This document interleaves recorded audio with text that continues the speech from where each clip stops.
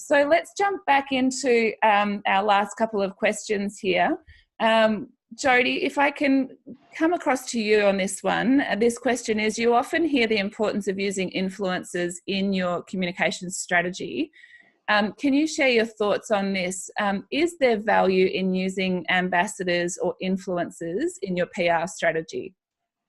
I think, Julie, this is a question we're asked by a lot of clients.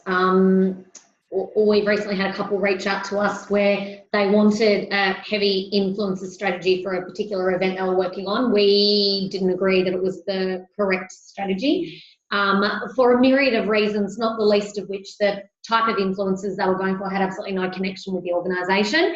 And what they were just looking for was mass following and big targets to hit. And we tried to say that there'll be no engagement and there'll be no buyer behaviour change as a result of the posts from the influencers. So to put it this way, we agreed to disagree.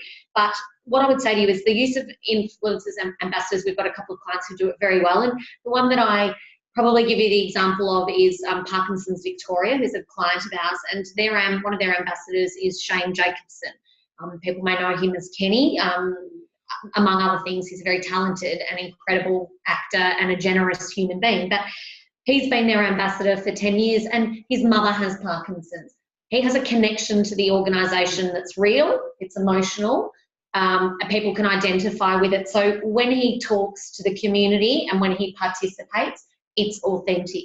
And what a lot of people don't understand is that you want the relationship with these people to be authentic. You want them engaged on the subject matter that you're talking about. You want them to feel passionate about the work that you do. And we often say to clients too, you don't have to have, if you look at the influencer sphere, you don't have to have an influencer as an ambassador of yours, but when they do their piece for you, when they do their social media posts, it's a couple I can think of in particular that are incredibly engaged and will then do the activity that the organisation has undertaken, but then talk to the CEO in a post or a web chat or a Facebook Live or whatever it might be about the organisation. And I did this incredible thing, so tell me why we're raising money today.